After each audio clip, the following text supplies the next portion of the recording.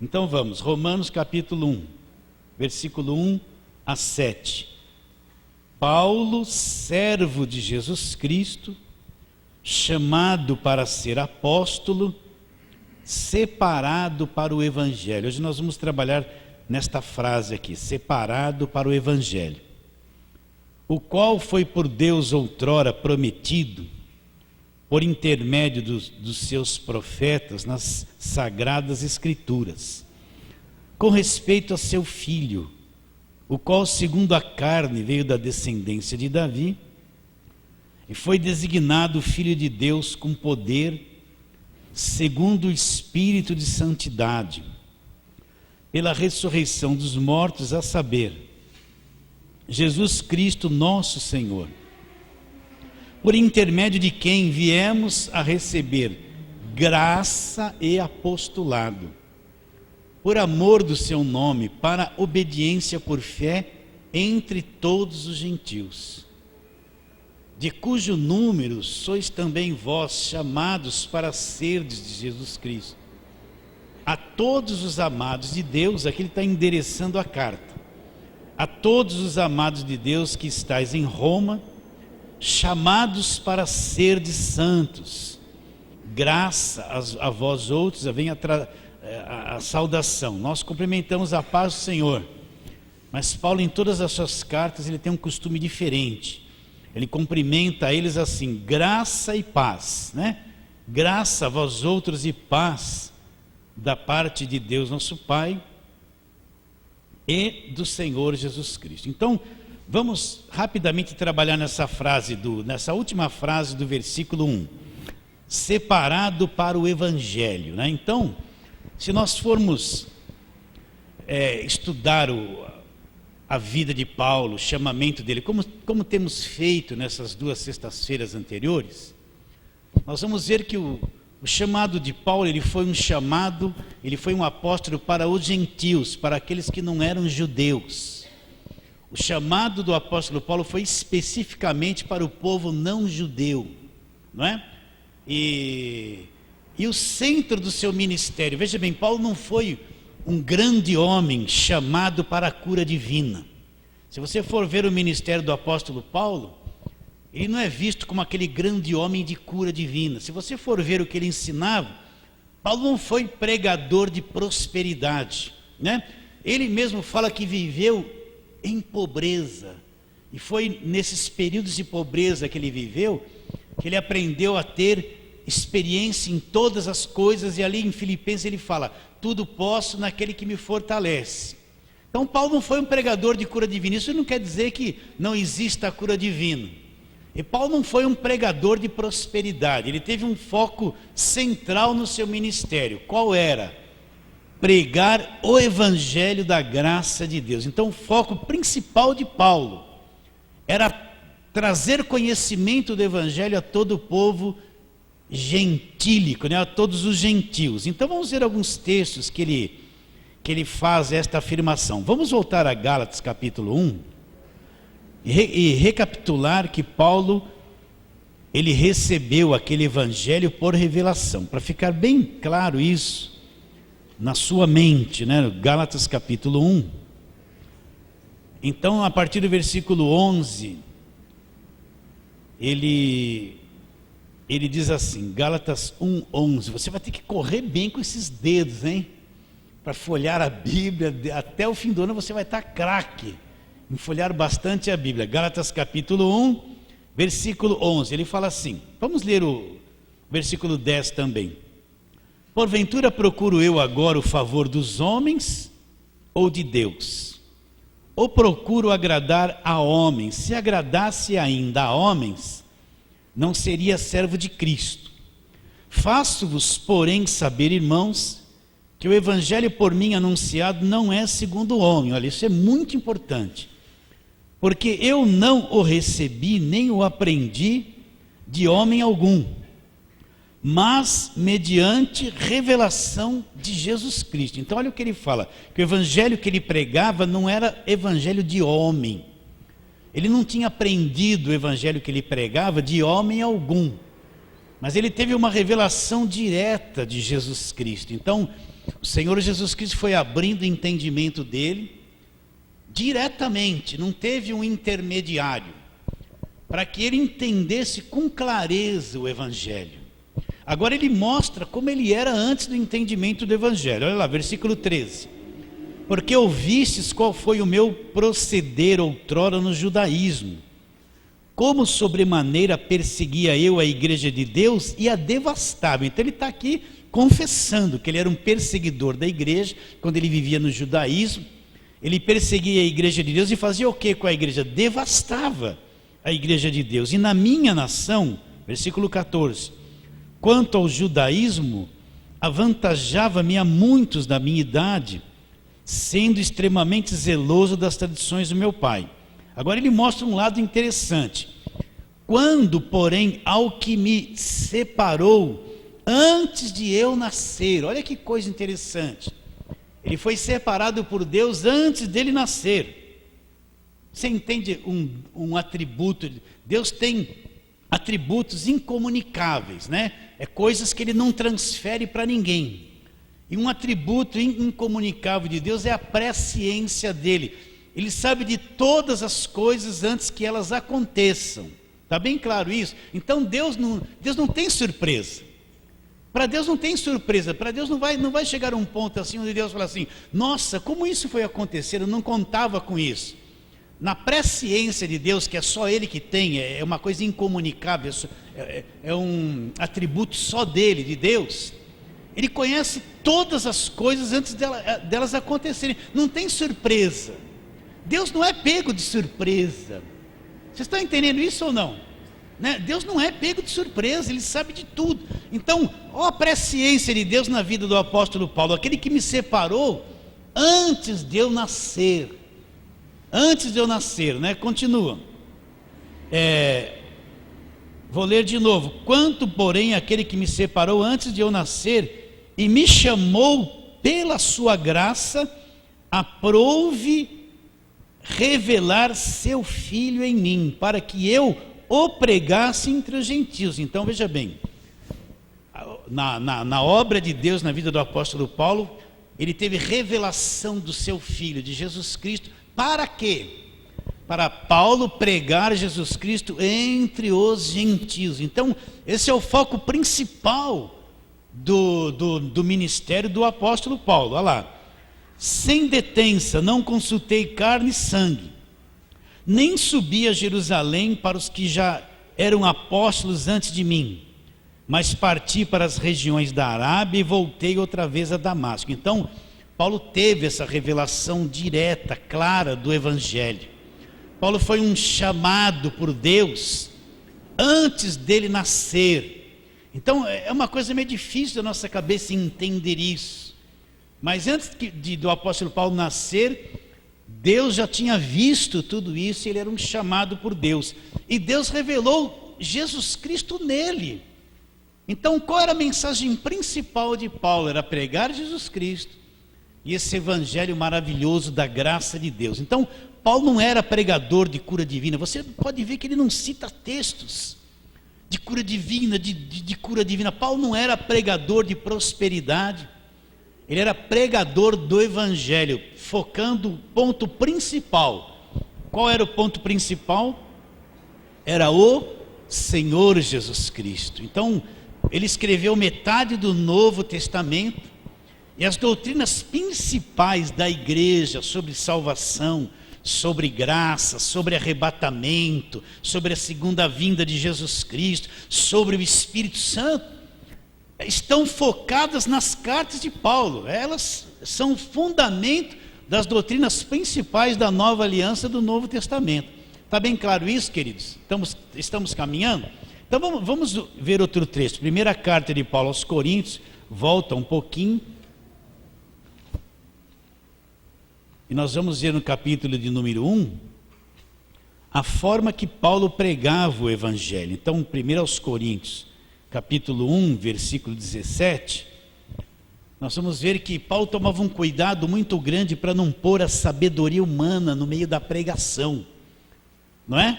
Então ele fala assim, abra lá, 1 Coríntios, capítulo 1, versículo 17. Todos já acharam? Então, olha lá. Porque não me enviou Cristo para batizar. Então ele está anulando o batismo? Não. Então Paulo ele não era uma pessoa enviada só para batizar as pessoas. Mas qual era o ponto central? Porque não me enviou Cristo para batizar, mas para fazer o quê? Como está aí na sua Bíblia? Lê alguém bem alto. Para pregar o Evangelho. De que forma ele iria pregar o Evangelho? Não com sabedoria de palavras, né? Para que não se anule a cruz de Cristo. Então, um ponto principal que vai te trazer à tona o que está sendo pregado hoje na mídia. Ele não pregava o Evangelho com sabedoria de palavras, por quê? Para que não se anulasse a cruz de Cristo. Porque Paulo tomava muito cuidado para aquilo que ele ensinasse, não viesse a tampar, a esconder a cruz de Cristo. Por isso que ele não usava sabedoria humana, sabedoria de palavras, para não anular a cruz de Cristo. Por quê? Olha o versículo 18 que ele diz: certamente a palavra da cruz é loucura para os que se perdem, mas para nós que somos salvos, o que é a palavra da cruz? Poder de Deus, né? Então presta atenção. A palavra da cruz é loucura para os que se perdem, porque não entende. Quem está perdido não entende. Mas para nós que somos salvos, a palavra da cruz é o poder de Deus. Então tudo que nós precisamos para ser salvos, ser libertos, ser abençoados, sermos feitos filhos de Deus, sermos justificados, redimidos, tudo que o homem precisa vem através do que Cristo fez na cruz. Então, a palavra, o que é a palavra da cruz? É um ensino sobre tudo que vem da cruz e tudo que aconteceu na cruz. A palavra da cruz é loucura para os que se perdem, mas para quem é salvo, não é quem vai ser, é quem já é salvo. O que é a palavra da cruz? É o poder de Deus. Então veja bem, nós pensamos que poder de Deus é uma luz que brilha, é uma chuva de prata, de fogos, é uma coisa eletrizante. A maior parte do poder de Deus, às vezes, que as pessoas têm na mente, na igreja, é um descontrole de alguma coisa, né? Então, vou brincar com vocês. A pessoa foi lá, gritou, fez isso, que poder de Deus. Mas a palavra fala que o poder de Deus é a palavra da cruz, poder de Deus para a salvação. Então a pessoa confunde o poder de Deus com algum choque, um calor que ela sente de vez em quando, né? Mas a vida dela não muda. Amanhã ela está com os mesmos problemas, a mesma coisa. O poder de Deus é a palavra da cruz. Então quando a palavra da cruz é pregada, Cristo é o centro de todas as coisas. Então isso é o poder de Deus. Aquele que crê, que abre o coração, que crê, vai perceber no seu próprio íntimo que o poder de Deus chegou até ele. E ele vai enxergar coisas, ele vai ser mudado sem esforço, porque é o poder de Deus que muda. Ele vai enxergar coisas que vêm da cruz que ele nunca havia visto isso antes. Por isso que a palavra da cruz é o poder de Deus. Para quê? Direcionado para quê? Para salvação. O que é ser salvo? Procura lá no dicionário a palavra salvação. Então na nossa mente salvação é isso. Um dia quando eu morrer, aí eu sou salvo, eu vou entrar nos céus. Mas a salvação ela começa nessa vida. Ser salvo é alguém que foi tirado da condenação eterna. Se você é um salvo, você não está mais debaixo de condenação. Não há mais condenação para você, porque você foi salvo por Jesus Cristo. O nosso Salvador é alguém presente que nos salva nesta vida. E por fim eu vou entrar na vida eterna. Ser salvo é alguém que foi tirado da destruição, tirado da mão do diabo, tirado do apodrecimento nesta vida. E por fim, quando ele for morto, quando ele morrer, ele vai herdar a vida eterna, que é a segunda etapa da salvação. Então quando eu digo assim, eu sou salvo, eu estou afirmando o quê? Eu creio em Jesus Cristo, Ele me libertou da condenação eterna. Eu já passei da morte para a vida, eu sou um filho, sou salvo. Me libertou do poder que o diabo tinha na minha vida. Eu nem sabia que o diabo existia. Servia ao diabo sem saber que ele existia.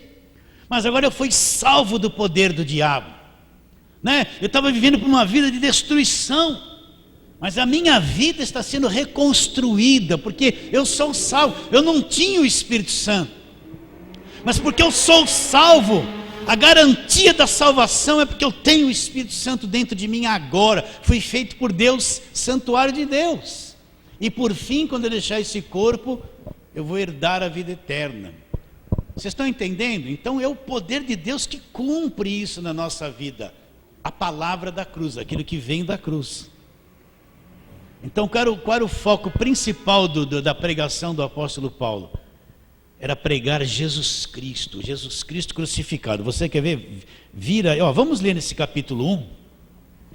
Ele fala assim, versículo 23, mas nós pregamos Cristo crucificado, olha lá, escândalo para os judeus, escândalo para o judaísmo, né?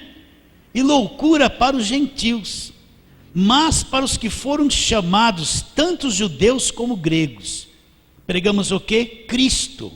E o que Cristo é? Olha, ele fala, poder de Deus e sabedoria de Deus. Então o Cristo crucificado é poder de Deus e sabedoria de Deus. Então, para o judaísmo, pregar Cristo era uma loucura. Olha lá o que ele fala, escândalo para os judeus. Então repare bem, Paulo era um judeu, ele começou a pregar Cristo. E até então, pregar Cristo era um escândalo para o judaísmo. A igreja nasceu com os judeus, Jesus era judeu, era uma coisa que foi nascida dentro do judaísmo. Então o começo da igreja, os primeiros apóstolos eram todos judeus. Você pode ver que Pedro tinha dificuldade para pregar aos gentios. Na mentalidade dos primeiros apóstolos, tudo era para os judeus. Lembra quando Deus mandou um anjo conversou com Cornélio, mandou chamar Pedro lá na rua direita, lá em Jope, lembra? Pedro ia receber gentios, ele não entrava na residência de gentios. Deus deu uma visão para ele, que vinha um lençol do céu, com aqueles animais que de acordo com a lei eram animais imundos, que ele não poderia comer, e Deus falava assim para ele, pega, mata e come. Ele falava assim, de acordo com o judaísmo, jamais comerei coisa comum e imunda. Aí o que Deus falava para ele? Não chame de imundo aquilo que Deus santificou. Ele teve essa visão umas 3 vezes. Quando ele terminou de ter essa visão, o que apareceu lá na porta? Os gentios chamando ele para entrar na casa de Cornélio. Mesmo assim, Pedro pegou uns 3 irmãos judeus para ser testemunha e entrou lá com maior preocupação, porque na visão dos primeiros apóstolos, o evangelho era só para os judeus.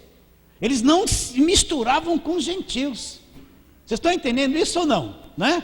Aí depois surge o apóstolo Paulo, um judeu, fariseu, perseguidor da igreja, que vai receber o ministério não para os judeus. Você quer ver? Olha aqui, ó.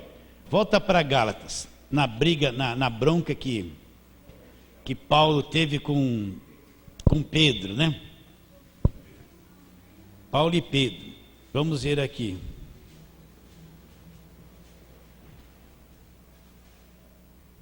Então vamos aqui, ó, no capítulo 2 de Gálatas. Vamos ver o versículo 8. Pois aquele que operou eficazmente em Pedro para o apostolado da circuncisão. Então veja bem, Pedro foi um apóstolo para a circuncisão, um apóstolo para os judeus. Olha aqui, ó, olha o que ele fala. Pois aquele que operou eficazmente em Pedro para o apostolado da circuncisão, também operou eficazmente em mim para com os gentios. Então Paulo está dizendo, olha, a mesma unção que veio sobre Pedro, para ele pregar o evangelho para os judeus, essa mesma unção veio sobre mim para pregar o evangelho para os gentios, não é? Agora continua a leitura lá. Quando porém, versículo 11, quando porém Cefas veio a Antioquia, resisti-lhe face a face, porque se tornara irrepreensível. Cefas é Pedro.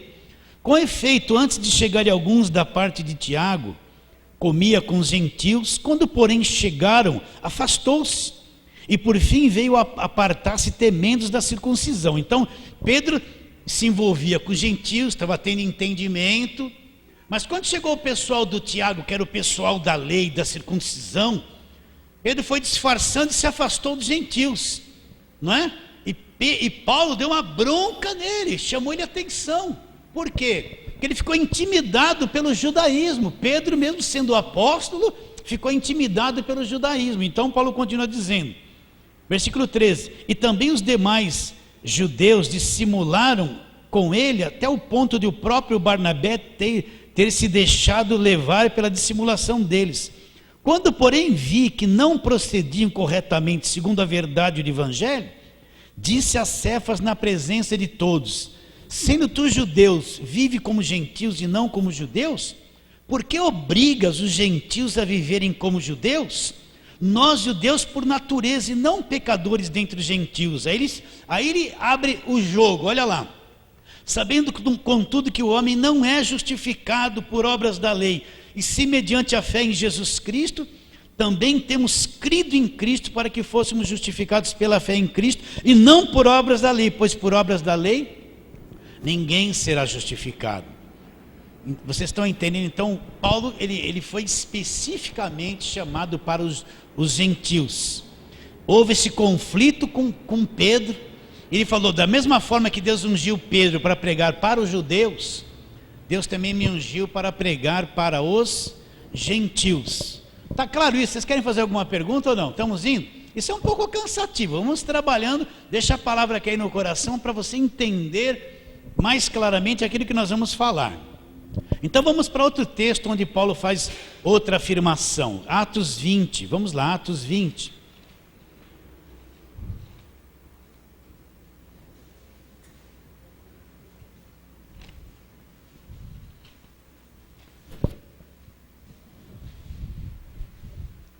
Então Atos 20, e nós vamos ler ali versículo 24. Ele está dando orientações aos presbíteros de Éfeso, né? Ele vai se despedir, vai para Jerusalém, vai ser preso, vai acontecer muitas coisas com ele.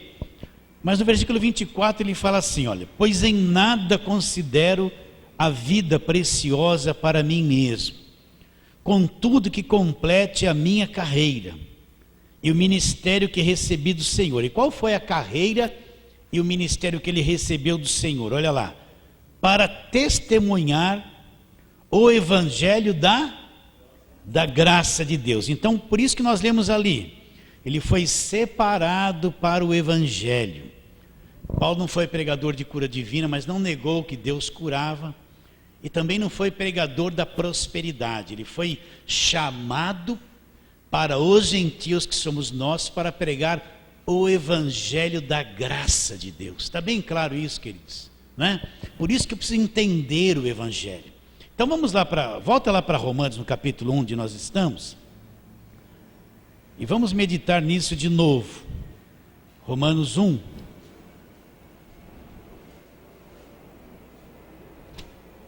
E nós vamos ver ali, olha, versículos 16 e 17. Nós estamos nesse capítulo 1, versículos 16 e 17, onde ele diz: pois não me envergonho do evangelho. Olha, veja bem, Paulo é um apóstolo que teve revelação, que foi até o terceiro céu. Ele teve revelação do evangelho direto de Jesus Cristo, né? Ele sabe o que é graça de Deus. Ele teve a revelação do Cristo crucificado, da obra da cruz. Foi o que mais falou sobre isso. E agora ele está dizendo a posição dele referente ao evangelho. Olha lá: pois não me envergonho do evangelho.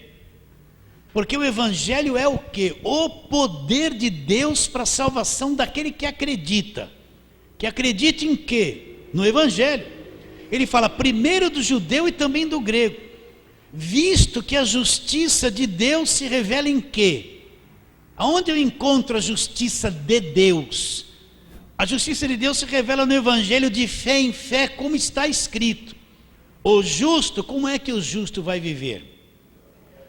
Ele vai viver pela fé. Então, preste atenção nisso. O que é o poder de Deus para a salvação? É o evangelho. Não me envergonho do evangelho, porque o evangelho é o poder de Deus para a salvação. O que é o poder de Deus para a salvação? É o evangelho. O que é o poder de Deus para a salvação? Agora, o que é o evangelho na tua cabeça? Eu posso chegar e fazer uma bonita pregação: vamos rodear Jericó. E olha, gigantes são seus problemas. Pega a pedra, taca. E falei tudo isso para você, não te falei nada do evangelho. Eu posso fazer uma grande pregação sobre José, a perseguição que ele teve, os 3 anos que ele ficou preso, ele rejeitou a mulher de Potifar, o sonho que ele teve, e um dia ele chegou lá no ser o segundo homem do Egito, e Deus abençoou, e não te falar nada do Evangelho. Eu posso pregar sobre Elias, muitas coisas boas. Elias fez, eu vejo uma pequena nuvem do tamanho da mão do homem, não é? A gente pode até cantar isso. Te falar que Elias orou e orou por 7 vezes e tal, e a nuvem apareceu e choveu. É muito bonito isso, e não te falar nada do Evangelho. Eu posso pregar muita coisa bonita do Velho Testamento, que nós temos que conhecer, mas elas nunca lhe trarão conhecimento da obra da cruz. Vocês estão entendendo o que eu estou querendo dizer? Nunca. Entende? O Evangelho é o poder de Deus. Quando Jesus falou assim, ide por todo mundo e pregue o que a toda criatura? Vai lá e pregue o judaísmo para toda criatura. Pregue lá a lei para toda criatura. Quando ele fala ali em Mateus 28, vai para todo mundo e pregue o que? O Evangelho. Você acha que ele estava dizendo assim, vai lá, prega Mateus, Marcos, Lucas e João? Só isso. O Evangelho foi sendo revelado depois da ascensão de Cristo. Pouco a pouco os apóstolos foram entendendo o que era Evangelho. E o que mais entendeu sobre o Evangelho foi o apóstolo Paulo. Então, quando Jesus dá essa ordem, Jesus está sabendo que os discípulos ainda estão imaturos, eles não têm uma visão. A visão que eles tinham de Jesus Cristo era só aquele homem de Nazaré que fez os milagres, que multiplicou o pão, que é uma coisa excelente. Mas eles não tinham uma visão clara do Evangelho. O Evangelho foi sendo revelado progressivamente nos anos seguintes, em Atos dos Apóstolos, foi uma coisa crescendo, até que os discípulos amadureceram e tiveram uma clara visão do Evangelho. Vocês estão entendendo isso ou não? As cartas não tinham sido escritas, talvez essas cartas que Paulo escreveu aos Romanos, que escreveu aos Gálatas, ele nem pensava que isso aí faria parte das Escrituras e encerrariam as Escrituras. Talvez quando Paulo escreveu essas cartas, se você perguntasse para Paulo, vamos supor que houvesse uma possibilidade, você perguntasse para Paulo, Paulo, me fala das suas grandes obras. Eu fundei a igreja dos Gálatas, eu fui lá para a região dos Coríntios e fundei a igreja dos Coríntios, tudo isso foi grande. Essas igrejas deixaram de existir no tempo e na história, deixaram de existir. Mal ele sabia que aquilo que ele estava escrevendo, aquilo eram coisas inspiradas que formariam o resto da palavra de Deus, fecharia o Novo Testamento. Vocês estão entendendo? Nem alguns deles souberam que a palavra foi completada com os escritos deles. Nós estamos sabendo isso, porque nós estudamos, nós temos a Bíblia completa na mão, mas eles não. Então o Evangelho foi sendo revelado progressivamente. Quando Jesus deu aquela ordem, ele sabia que os discípulos precisavam receber o Espírito Santo. Muita coisa ia acontecer lá na frente, que só a obra do Espírito Santo completaria e revelaria aquilo que faltava de conhecimento para todos eles. Mas hoje nós temos aqui o quê? A palavra completa na mão. Hoje nós temos um material completo, bom demais, perfeito, que não precisa ser acrescentado e tirado nada. Então hoje a gente entende, o Evangelho é o quê? O poder de Deus para a salvação daquele que acredita. Então, pregar o Evangelho para uma pessoa, meu irmão, não é, de vez em quando, eu pus até isso no passado no meu carro, uma caretinha sorrindo, sorria, Jesus te ama, né? Deus é luz, né? Meu Deus, hoje eu olho isso e falo, eu pensei que estava pregando o Evangelho. O que é pregar o Evangelho? Você tem que pegar uma pessoa, apresentar Jesus Cristo, até que ela entenda a obra da cruz. Depois que ela entendeu que Jesus Cristo é o Salvador, então você vai pegar essa pessoa e trabalhar na vida dela para ela entender todas essas cartas do Novo Testamento. Formar um discípulo no Evangelho é tarefa de anos, meus irmãos. Eu encontro gente que tem 20 anos na igreja e não sabe o que é justificação. Encontro gente que está 15 anos na igreja, não sabe o que é redenção. Pergunta para ele o que é redenção, ele não sabe te explicar. Ele só sabe assim, Jesus cura, hein? Jesus liberta, Jesus dá um glória, né? E tudo isso é bom, não estou desprezando, mas é só isso que tem na cabeça dele. Chega para uma pessoa de 20 anos e fala assim, me explica um pouquinho sobre justificação. Chega para ele e fala assim, você tem certeza da salvação eterna? Se Deus quiser, se Deus quiser. Entende isso? Você entende isso? Então pegar uma pessoa entender o Evangelho, por isso que é um grande fardo isso. Não basta só falar assim, olha, aceita Jesus. Pensa, você não sabe nada da Bíblia. Aí chega alguém para você e fala assim, aceita Jesus. Aceita Jesus. Né? Olha, de vez em quando alguém liga, vamos orar para uma pessoa, fala assim, já pregaram o evangelho para ela? Não, ela precisa ser curada, já ensinou sobre Jesus para ela, então não adianta ir lá pôr a mão, sai demônio. Você tem que explicar o que é o evangelho, introduzir Jesus lá, para depois ela ser salva, entender alguma coisa. Não adianta ir lá, sai demônio, aceita Jesus. Mas o que é aceitar Jesus? Imagina uma pessoa que não conhece nada. Então a gente vai com o nosso vocabulário de crente, né? Pensa uma pessoa que não conhece nada da Bíblia. Ela liga num programa lá, aí o cara está lá, o varão da glória. Um incrédulo, o que esse cara está falando? Então está falando em línguas estranhas no rádio.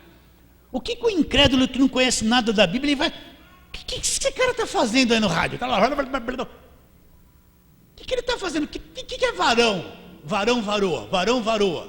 Nós temos uma linguagem evangélica de quem conhece a Bíblia, que nós não podemos ficar com essa linguagem para quem está perdido, eles não entendem nada, gente. Vocês estão entendendo ou não? Nós temos que falar de uma forma simples que todos venham entender, com clareza. Sim ou não? Que seja fácil de quem não conhece a Bíblia entender. Então, introduzir o evangelho numa pessoa é anos de trabalho. É anos de trabalho. Você tem que primeiro apresentar Jesus Cristo. Ela tem que ter certeza que crê que é salvo.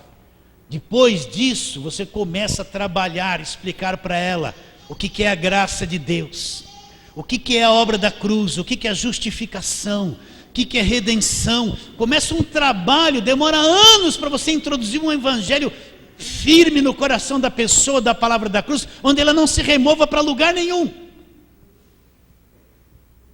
Anos de trabalho. Talvez você está aqui desde o começo da igreja e ainda não entendeu a justificação. Vocês estão entendendo isso, queridos? Sim ou não? É anos de trabalho. É anos de você pegar a pessoa, assim, formar um discípulo. Não é chegar, vem para a igreja, irmão, tudo vai mudar na sua vida, vai ser maravilhoso. É introduzir Jesus no coração dele, ele ser convicto de quem Jesus Cristo é.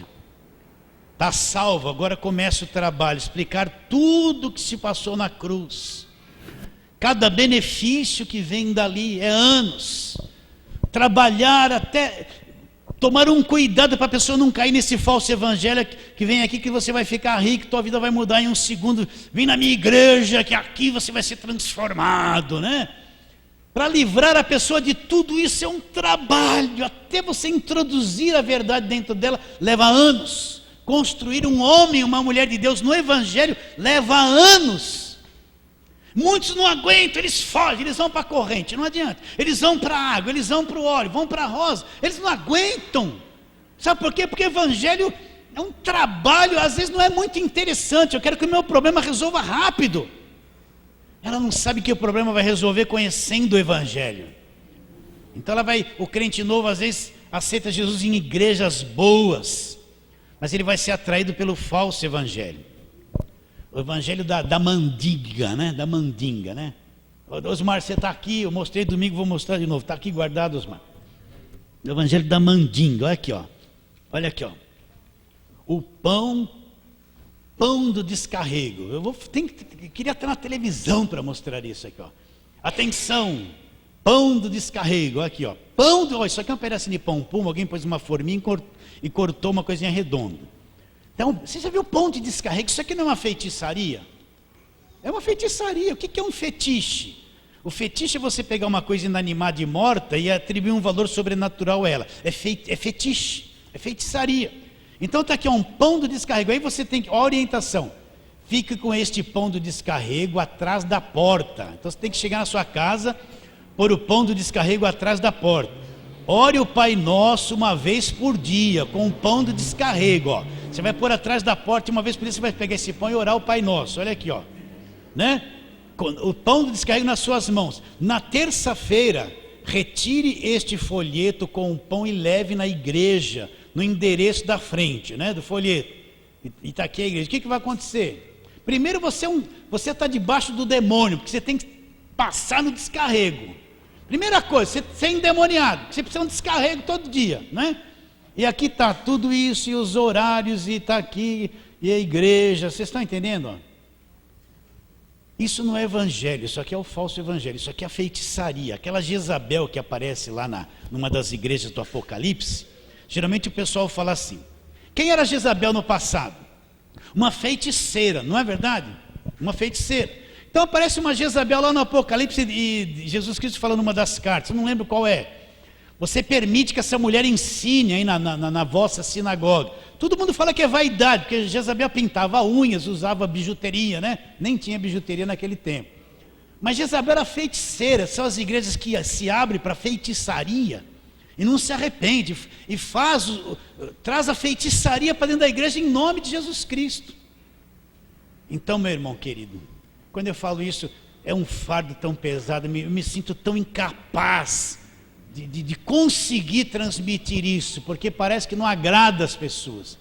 Mas formar um discípulo no evangelho é você pegar a pessoa e trabalhar 1, 2, 3, 4, 5, 6, 7 anos na vida dela, até que o evangelho é introduzido dentro dela e ela fique formada pelo evangelho, protegida, porque o conhecimento do evangelho te protege de toda a falsa doutrina. E depois que a pessoa está bem enraizada, então ela vai se multiplicar. Se ela conseguir fazer um igual a ela, já é uma grande coisa. Se ela fizer um, e esse um fizer um, e esse outro fizer outro, em 10 anos a igreja triplica com gente do evangelho. Mas duro é segurar a pessoa esse tempo, porque ela vai falar assim: a igreja é fria, a igreja não tem oração forte, a igreja não tem descarrego, a igreja, eu quero ir todo domingo lá na frente, quem quer ser liberto? Eu vou lá, eu quero ir todo domingo lá para ser liberto, né? Eu quero apelo todo domingo, vem aqui você, vem aqui que é hoje, não é? Então ela quer ir lá. De vez em quando alguém pergunta para mim: pastor, o senhor não faz apelo? Eu falo: não faço. Não faço por quê? Primeiro você precisa conhecer a verdade, a própria verdade conhecida vai te libertar. Senão a gente cria aquele ambiente melindroso, emocional, né? Vem aqui você que está triste, vem aqui na frente. Você, então quem está com problema vem, chora, aquela coisa toda. Aí ele quer apelo todo domingo. Agora eu vou mexer com você para a tua cabeça balançar. Mostra um texto no Novo Testamento que eles falaram assim: quem quer aceitar Jesus vem na frente. Mostra. Vê se eles faziam apelo: quem quer aceitar Jesus?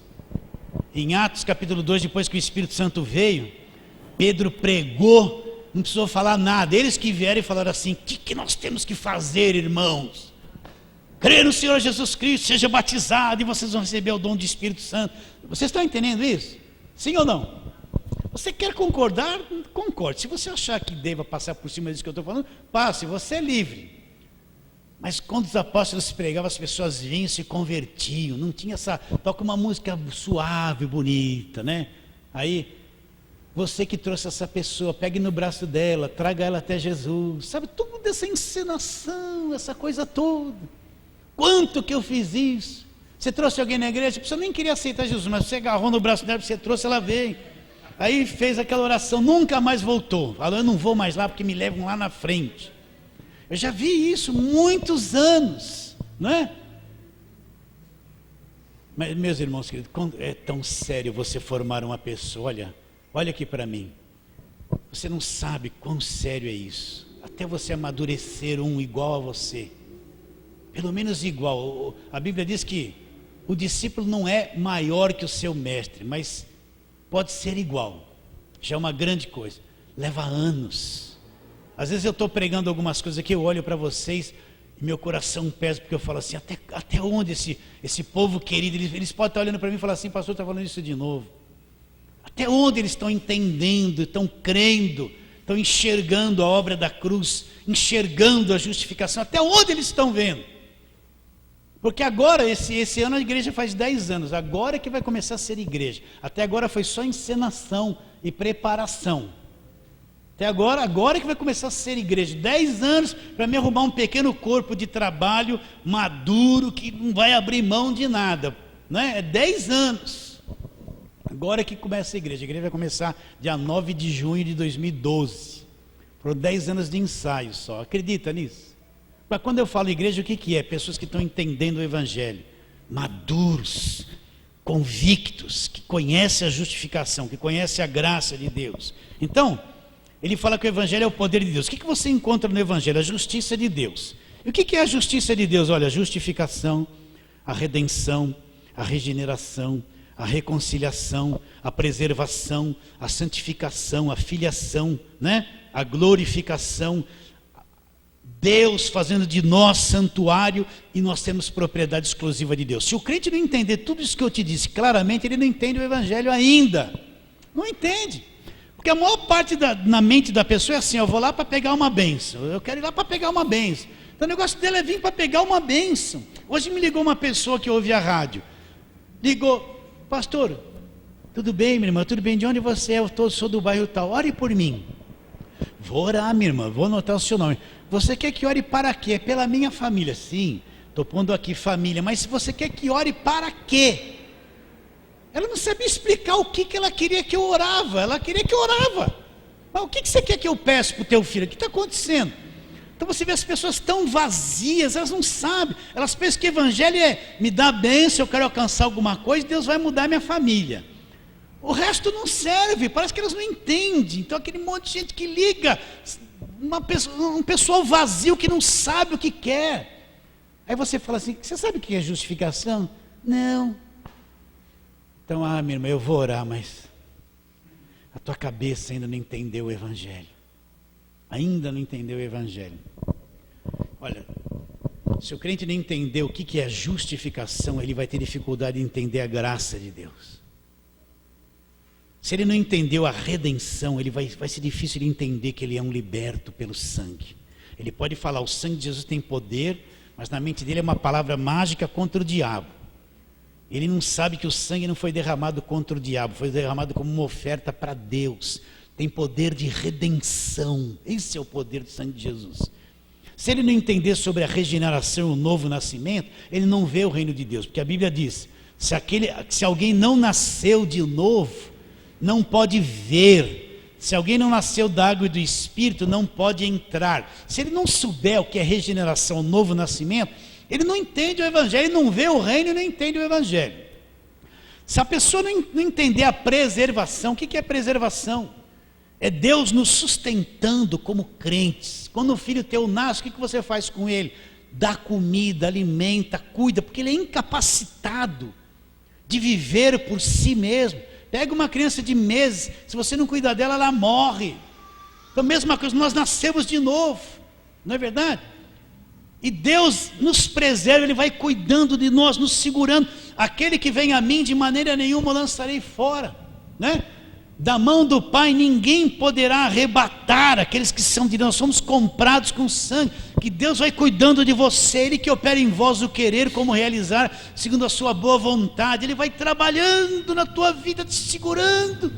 Quem não entender isso, se ele não entendeu a graça, como é que ele vai entender a preservação? Não vai entender. Se ele não entendeu a preservação, ele não vai entender a santificação de Deus, que Deus nos separou para Ele. Se ele não entender essa santificação, como é que ele vai entender que agora ele é um filho de Deus? Deus não tem filhos escravos. Se não entender isso, como vai entender a glorificação futura, ou a habitação do Espírito Santo, ou o sangue do Senhor Jesus nos comprou, nos fez propriedade exclusiva dele? Vocês estão entendendo que é vários passos de conhecimento que você vai crescendo. Agora, se nós não nos aplicarmos em trabalhar em cima disso, nós não entendemos o Evangelho. Nós pensamos que pregar o Evangelho receba. Nós vamos pensar que é só isso. Nós vamos pensar que pregar o Evangelho, olha, vamos lá num texto do Velho Testamento, né? Deuteronômio 28, o povo que era obrigado a guardar a lei, Deus fala para ele: se você atentar e guardar todos os meus estatutos e obedecer e não fizer nada de errado, então você vai ser abençoado no campo e tal. Se você desobedecer, você vai ser amaldiçoado. A turma pensa que isso aí é evangelho. Aí vem as músicas: vai ser cabeça e não cauda. Aquilo é para o povo judeu, para quem estava debaixo da lei. Então a pessoa vai pregar isso: você tem que quebrar a maldição. Mas nunca vai entender que na redenção a maldição foi quebrada pelo Senhor Jesus na cruz do Calvário. Não conhece o Evangelho. Não tem clareza do que é o Evangelho. Então, qual era o foco principal daquilo que o apóstolo Paulo pregava? O Evangelho. O Evangelho de quê? Da condenação, não da graça de Deus.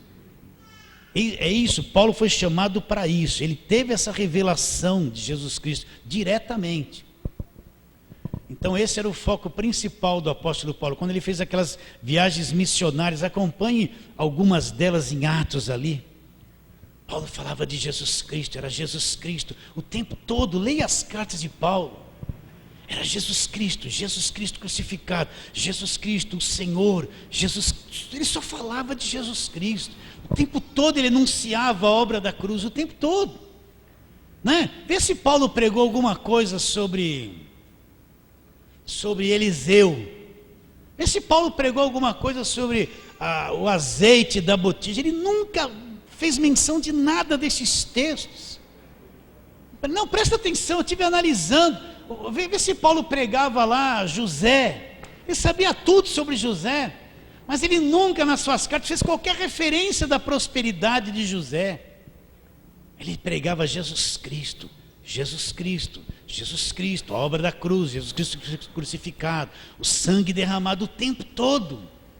O tempo todo ele falava, porque isso era o poder de Deus para a salvação daquele que acreditava. Pode fazer uma perguntinha, vai, faz. Pode fazer. Você começou primeiro. Vai.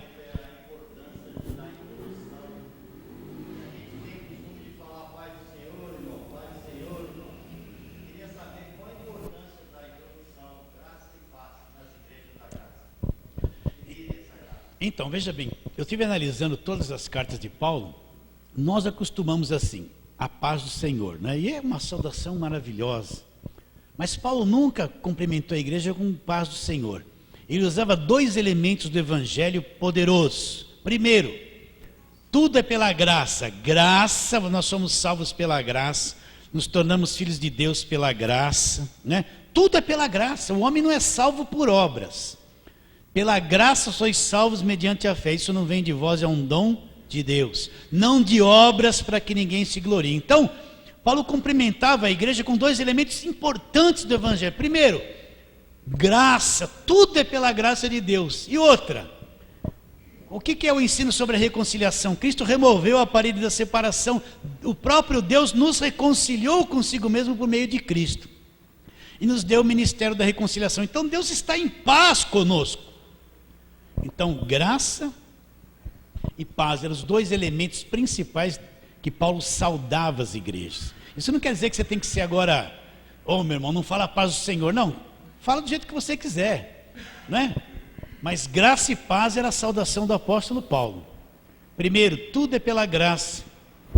Nós estamos em paz com Deus. A parede da separação foi removida. Mas ele falava isso com quem? Com a igreja, não com o mundo. Com a igreja, né?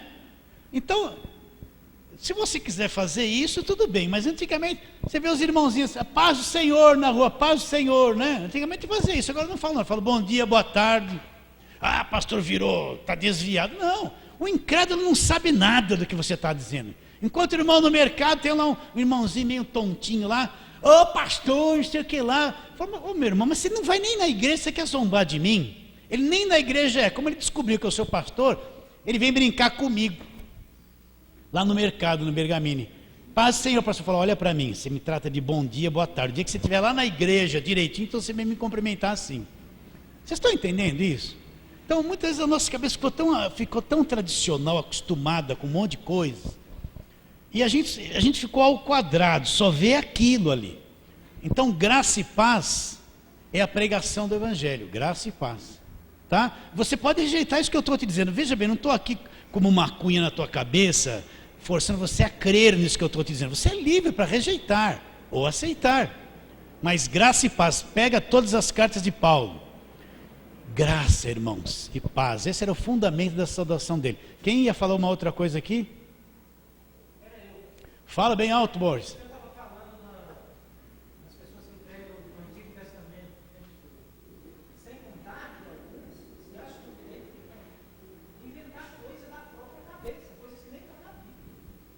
Cita uma delas. Ele está dizendo, os que pregam o Velho Testamento o tempo todo inventam coisas que nem estão na Bíblia. Cita uma delas aí.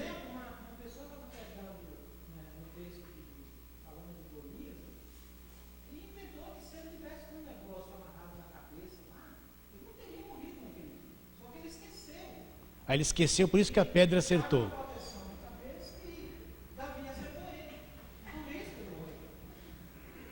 Então, coisas que não estão na Bíblia, né?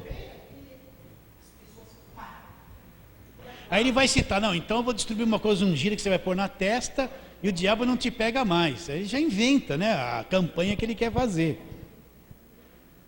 Vocês estão entendendo o Evangelho, queridos? Sim. Eu sei que dá um nó na cabeça de vocês, como me deu quando eu comecei a entender essas coisas com outras pessoas, não é? Mas o Evangelho é o poder de Deus. Então, recapitulando, qual foi o foco principal do ministério de Paulo? Pregar o quê? O Evangelho. Agora, o que é o Evangelho? É só falar assim, aceita Jesus? O que é formar um discípulo? É você pegar uma pessoa, apresentar Jesus para ele. Depois você vai levar uns 4, 5 anos para introduzir o Evangelho direito dentro dele, né? Por isso que a igreja que você escolher ficar é muito importante, porque você vai ser aquilo que o teu pastor vai dar para você comer. Se ele só ler o Velho Testamento, pregar o tempo todo o Velho Testamento, vai ser muito bom, você vai conhecer muita coisa, mas você vai ter uma dificuldade de entender a graça de Deus, porque no Velho Testamento tudo era por obras. Tudo era por obras, tudo era por esforço, tudo eles tinham que fazer, tudo era na base das obras. No Velho Testamento é tudo pela fé no que Cristo fez, no Novo Testamento é totalmente ao contrário, não é? Se você fica com toda aquela visão do Velho Testamento, toda hora você está numa guerra acirrada. Por quê? Porque toda hora tinha filisteus, os jebuseus, contra o povo de Israel, eles viviam em guerra o tempo todo. Leia lá, mal saíram do deserto, mal se libertaram do Egito, já veio Agag lá, não deixou passar na terra deles, já tinha que ter uma batalha travada. O tempo todo a terra prometida deles estava cheia de inimigos, eles tinham que entrar lá e expulsar todo mundo de lá. O tempo todo eles viviam numa guerra. Quem tem a mentalidade do Velho Testamento, eles estão nessa guerra o tempo todo, tudo é inimigo, tudo é inimigo. Mas quem entrou na terra prometida, que é o Evangelho, já descobriu que o inimigo caiu na cruz. E não foi um homem comum que derrubou ele, foi Jesus Cristo. Então agora a nossa grande batalha é contra a carne. Essa natureza maligna, pior que o diabo ela é. Essa é a grande batalha, né? Então você vê naquilo que Paulo escreve no Novo Testamento, a visão dos apóstolos, eles nunca mais falaram em guerra física contra os povos. Eles nunca mais levaram a igreja a uma mentalidade de guerra o tempo todo. Ele levava a igreja a um conhecimento de Jesus Cristo. O único texto de luta que fala é Efésios 6. A nossa luta não é contra carne e sangue, né? Mas ele enfatiza a armadura. E você vestido com a armadura, você vai resistir a tudo e permanecer uma pessoa inabalável. Mas veja bem, aquela mentalidade de guerra no Novo Testamento, ela sai de cena. A igreja surge, né? Surge uma nova mentalidade, surge a palavra da graça de Deus, e os próprios discípulos mudaram totalmente, descentralizou tudo aquilo do povo judeu. Tudo no Velho Testamento era aquela batalha, eles tinham que entrar na terra e o povo obedecia, caía debaixo de maldição, desobedecia, obedecia, era abençoado, desobedecia, caía debaixo de maldição. O tempo todo, os profetas Jeremias, Isaías, aquelas profecias para levar o povo ao arrependimento, senão o rei ia descer sobre eles. O tempo todo o Velho Testamento é assim. Mas quando começa o Evangelho, você vê que o quadro muda. A vinda de Jesus Cristo, o ensino da igreja, tudo vai mudando, surge a igreja, a noiva de Cristo, uma coisa que no Velho Testamento ninguém nem via, a noiva de Cristo, não é? E o cenário vai mudando, a obra da cruz aparece em Jesus Cristo, tudo vai sendo modificado. Então a visão do Evangelho é totalmente diferente. Ou não? Totalmente diferente. Preciso conhecer o Velho Testamento, é claro que preciso conhecer. Eu não estou anulando o Velho Testamento, mas você tem que entender que muitas coisas do Velho Testamento se cumpriu em Cristo. Cristo foi o último sacrifício da lei. Ele cumpriu a lei e ele foi o último sacrifício. Acabaram-se os sacrifícios. Todas aquelas festas judaicas, Aquilo não é para a igreja, porque tudo aquilo é voltar ao judaísmo, não é? É voltar ao judaísmo. Eu tenho que viver debaixo do evangelho, da graça de Deus. Nós somos o povo gentílico. Tá difícil entender isso ou não? Estamos indo, José? Estamos indo, José? Fala. Fala bem alto, querido, fala.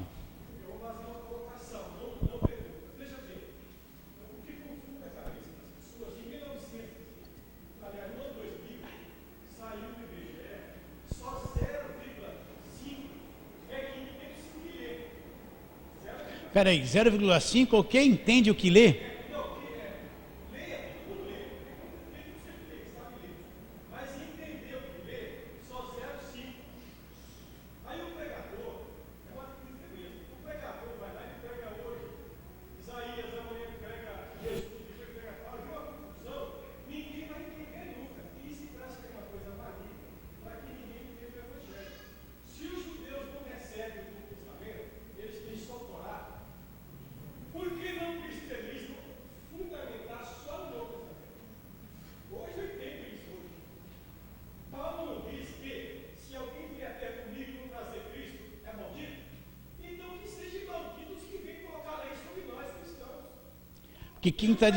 Porque quem está debaixo de lei está debaixo de maldição. De Cristo ele foi desligado, né?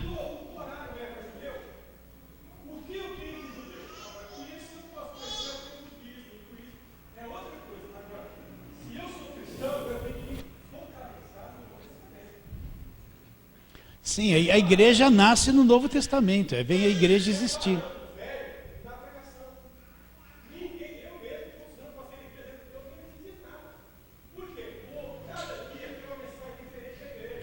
Não, você pode pregar muito o Velho Testamento, mas mostrar o que se tornou no Novo, né? Você pode pegar aquele texto da Páscoa, está chegando a Páscoa, eles mataram o cordeiro, puseram sangue nos umbrais da porta, comeram o cordeiro sem quebrar nenhum osso, ervas amargas, né? E mostrar Jesus comemorando a última Páscoa e instituindo a ceia do Senhor, né? Aí o crente não comemora mais Páscoa, não tem nada a ver com a Páscoa judaica. Nós comemoramos a ceia do Senhor, que foi uma ordenança deixada por Ele. Os elementos da ceia, aquele cordeiro que eles comeram no Velho Testamento era o próprio Senhor Jesus Cristo. As ervas amargas que simbolizavam o sofrimento do povo, Jesus levou na cruz.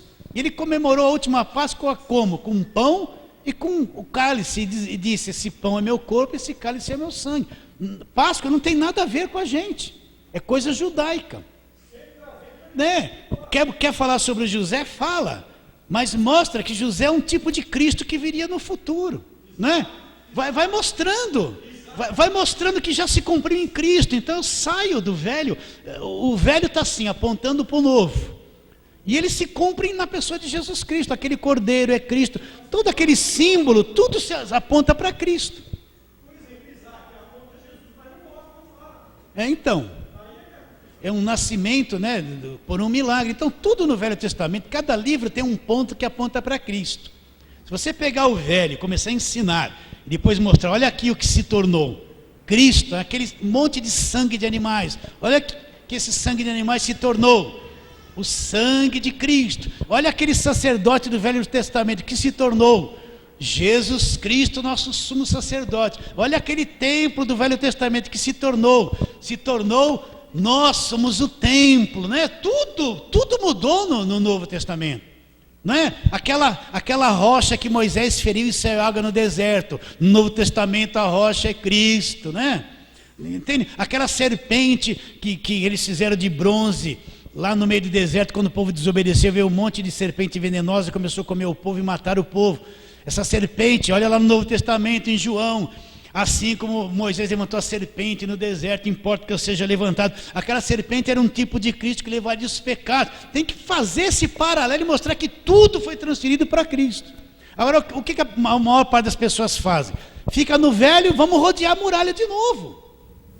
Mas na cruz a muralha já caiu. Vocês estão entendendo, Carlos? Está claro isso aí?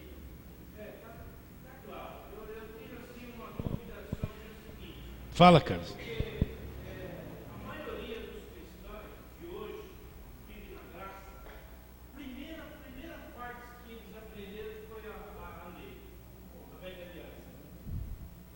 Depende de onde eles caíram, né?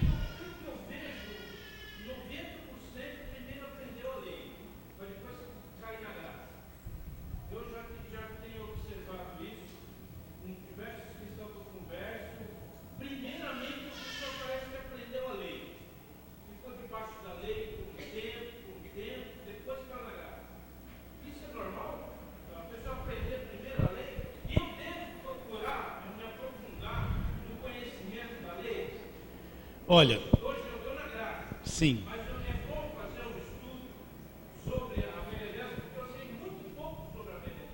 Então, veja bem, eu aconselharia você primeiro se estabelecer bem na nova. Aí depois vai lá, vai um livro de cada vez com calma do Velho Testamento.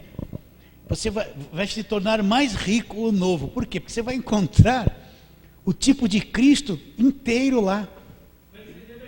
Para entender melhor. Entende? Por exemplo, aquele sacrifício de Abraão. Quanta igreja hoje prega sacrifício, que sacrifício é tudo que você tem. Então, Abraão é um tipo de Deus que foi levar Isaac para o sacrifício. E na hora lá surgiu o quê? Um cordeiro preso pelos chifres que substituiu o sacrifício de Isaac. Ali surgiu aquela palavra Deus proverá, que Abraão falou. Aquele cordeiro que substituiu o sacrifício de Isaac é um tipo de Cristo. E Deus proveu um cordeiro. Quem era esse cordeiro? Cristo lá no Novo Testamento. Então tudo está ligado a Cristo. Por isso que a Bíblia fala que o fim da lei é Cristo, para a justiça de todo aquele que crê. Agora eu posso pregar esse texto de Abraão de sacrifício e dizer que o povo tem que sacrificar dinheiro, tem que dar uma grande oferta, que se não sacrificar, que nem eu já ouvi milhares de pregações assim pela televisão. E não tem nada a ver com a Bíblia isso que eles estão falando. Isaac não era dinheiro, o cordeiro que ele proveu não tem nada a ver com dinheiro. Está entendendo, Carlos?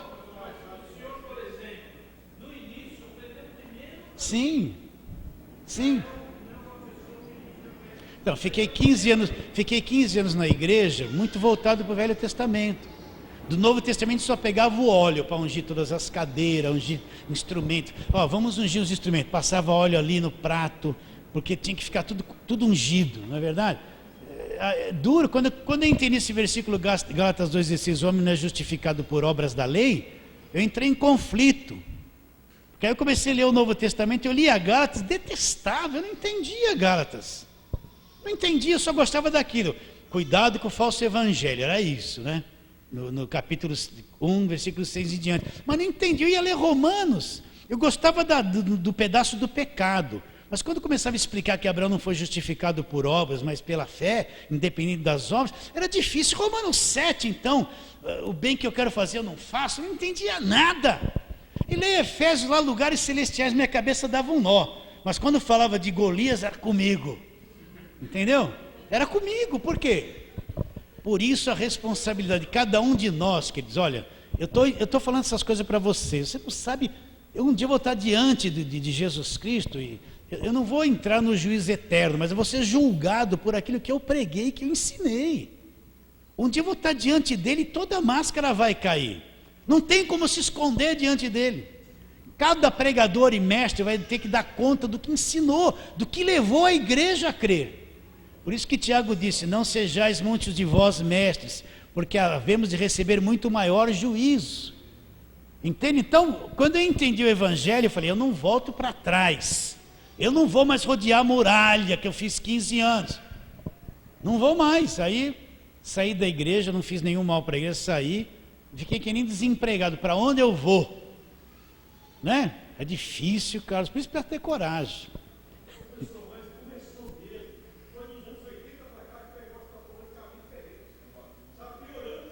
É com o neopentecostalismo, né? O neopentecostalismo que saiu do pentecostal, virou essa confusão dos anos 70, né? Quando começou a surgir essas igrejas diferentes, né? Então, o pentecostal tem um pouquinho de culpa também, porque eu tive enfiado lá. Eu lembro que eu falava assim, não, teologia, não precisa teologia não, abre a boca que eu te encherei, dá glória e grita. Era só isso, vamos lá, vai, grita, e não precisa não precisa estudar a Bíblia não, né? Quanto que eu ouvi isso no meio pentecostal? Você não ouviu isso? Dá glória, irmão, né? Pode dar glória, é uma bênção dar glória a Deus, mas abre a boca que eu te encherei. Não, quanto que eu ouvi? Deus falou por uma jumenta, né? Se falou por uma jumenta, né? Vai falar, imagine você. Você não ouviu quanta pregação da jumenta? Eu ouvi muitos. Deus falou pelo uma jumenta, ele usa quem ele quer. Ele usa quem ele quer, mas quem ele quer ele prepara. Ele não usou Pedro para pregar pelos gentios. Pedro não tinha condições, nós usou um judeuzão, Paulo, contra o evangelho, que tinha condições de pregar. Então, primeiro Deus chama o homem, presta atenção nisso, ele chama o homem, faz uma obra no coração do homem e depois leva o homem para fazer a obra. Por isso que toda pessoa tem que ter um tempo de preparação, de conhecimento da palavra. Falar de Jesus, que ele é Salvador, todo mundo é chamado a falar. Testemunhar que você é um salvo, que Jesus que te salvou, todo mundo é chamado. Mas pregar e ensinar, você tem que ter um tempo de preparação, de aprendizado, de experiência. Por quê? Porque é isso que está dentro de você que você vai formar os seus ouvintes. É muita responsabilidade pregar e ensinar. Por isso que você tem que ter um tempo, não é uma aventura pregar. Se eu pudesse, Deus falasse assim para mim, olha, você já cumpriu o seu ministério, para agora, larga tudo, eu falar, obrigado Deus, eu vou me dar no pé agora, porque é terrível você ter que pregar. Não é uma aventura, você pensa que lidar com as pessoas é uma aventura? Eu vou pregar, meu Deus do céu. Você pode falar coisas que atrapalham a vida das pessoas, você pode aprisionar a mente da pessoa, você pode escravizar ela há anos pela tua tradição, você pode atrapalhar a vida de tanta gente, como você pode construir também. Então é uma coisa, é um fardo que eu carrego. Quer ser pastor no meu lugar? Vocês estão entendendo isso ou não? É um fardo, porque cada vez que eu vou falar alguma coisa para vocês, eu falo assim, Senhor, eu posso atrapalhar a cabeça de muita gente ali, mas também posso soltar a mente de alguns, né? Então tudo isso aqui é depois de muita meditação. Aí você vai falar assim, pastor, o senhor meditou 1 hora, 2 horas? Não, são anos.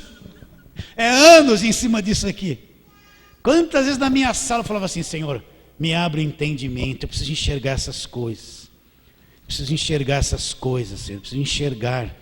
Quanto tempo ali orando, né? Anos que você vem trabalhando em cima disso. Até que devagarinho, um pouquinho de cada vez. Porque Deus encontra uma enorme resistência na nossa cabeça. Porque quando Ele começa a revelar a graça, Ele vai encontrar umas pedras na cabeça, trazida pelos nossos mestres do passado, principalmente se viver debaixo de tradição. Vai ser difícil quando a verdade vem, você fica até com raiva da verdade.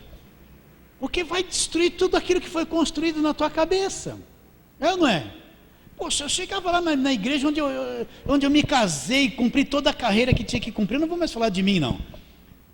Quando eu entendi que não precisava passar hora em cadeira, que a esposa do pastor não precisava todo final de culto falar em línguas e dizer o que ia acontecer, entende? Quando você entendeu tudo, você ficou 15 anos enfiado ali, aí você fala, meu Deus, você entra em conflito. Será que eu creio? Será que eu não creio? É um conflito na tua cabeça muito grande. Aí você olha para a palavra, aí Deus vai devagarinho. Deus não é alguém agressivo que vai arrancar o teu pescoço. Então Ele vai infiltrando a verdade com cuidado para não atrapalhar a tua mente, não confundir as tuas emoções, sabe? É um trabalho lento de Deus. Até que Ele vai rompendo a tradição, rompendo a tradição, rompendo a tradição. Quer ver uma coisa terrível na igreja? Você pode dar um nó na sua cabeça, essa burocracia que existe na igreja. Eu lembro que eu ia lá na reunião dos diáconos, das autoridades da igreja, e eu era novo no meio daquele... Lá tinha juiz do estado, gente tudo da alta onde eu estava lá. E eu sentava lá, um menino novo, né? Aí eles iam tomar as decisões, eles davam cada soco na cadeira, na mesa, é um quebra-pau. Eu falei, pera um pouquinho, eu estou no meio de crente ou no meio de doido? Comecei a ficar assustado com as autoridades da igreja, porque eu via coisas lá que era uma briga entre eles. Eu falei, eu vou sair fora daqui, o que é isso? Né? Aquele monte de tradição, aquela coisa, o pastor lá não era quem mandava, era um empregado. Então ele tinha que falar de acordo com o piano de todo mundo. Ele tinha que falar, porque se ele falasse uma coisa errada, aqueles lá iam mandar ele embora no dia seguinte. Quem é o anjo da igreja? é aquela diretoria ou é o pastor? Quem que cuida da igreja? Quem tem responsabilidade em dar alimento? Aquela gente que vinha só de domingo, tomava todas as atitudes, o pastor ficava com a mão amarrada. Eu falei, se um dia eu tiver uma igreja, primeira coisa, vou quebrar toda essa burocracia. Essa velharia, né? Aquele monte de velho lá, não queria deixar ninguém dar uma risada, gente. Não é? Estou preocupado com esse meu irmão. Que ele vem da... Meu irmão, você deleta aí um montão de coisa. Vocês estão entendendo? Então devagarinho Deus vai derrubando as muralhas. Aí você vai ver que a Jericó estava aí dentro. Precisava cair, né? Entende isso, Carlos? É um processo, Carlos. Agora, eu vou dizer uma coisa para você. Quando você entende o Evangelho, acabou o problema. Aí Deus vai trabalhando e vai te levar até onde Ele quer. Então, para terminar, às 9h20, já passei muito. Qual o ponto principal do ministério de Paulo? Pregar o quê? O Evangelho. O que é o Evangelho? O poder de Deus para a salvação de todo aquele que crê. O que eu encontro no Evangelho? A justiça de Deus se revela no Evangelho. De fé em fé, como está escrito, o justo vai viver pela sua... Agora, como Paulo servia? Agora nós vamos entrar num campo... Só para terminar, Romanos 1, vai lá, para terminar. Sexta-feira a gente começa de novo. Como Paulo servia o Evangelho? Como Paulo servia a Deus no Evangelho? Versículo 8 do capítulo 1. Versículo 9 do capítulo 1 de Romanos. Agora nós vamos entrar num campo bem delicado, né? Que Deus queira que você entenda bem isso. Então Paulo fala assim, versículo 9, todos acharam? Porque Deus, a quem sirvo em meu espírito, no Evangelho do seu Filho, é minha testemunha de como incessantemente faço menção de vós em todas as minhas orações. Até aí. Então, como é que Paulo servia a Deus? Esse Espírito está com letra maiúscula ou minúscula na sua Bíblia? Não tem? Que versão é a sua, filho? Hã? NVI não tem. Ele substituiu o Espírito por Coração. Então é a única que está assim. Porque todas as outras são Espírito. Então aí ele pôs Coração. Mas você pode entender o Coração como Espírito. Então nós vamos trabalhar nessa palavra aqui, ó. Porque Deus a quem sirva em meu espírito. Ou coração. Coração em muitos textos da Bíblia é espírito. Então como que Paulo servia o Evangelho? Ele servia no espírito. Então nós vamos trabalhar a semana que vem no seguinte. O que é nascido da carne é carne. Mas quem nasceu do espírito é o quê? Então, o ministério, o Evangelho é uma coisa do espírito, do nascido de novo. Então vocês vão ver a importância do novo nascimento e entender que nós somos espírito. Quem é nascido da carne é carne, mas quem nasceu do Espírito Santo, né? João 3,6 é espírito. Nós somos espírito. Então aí depois você vai chegar lá na frente que só quem é espírito é quem entende o Evangelho. Isso.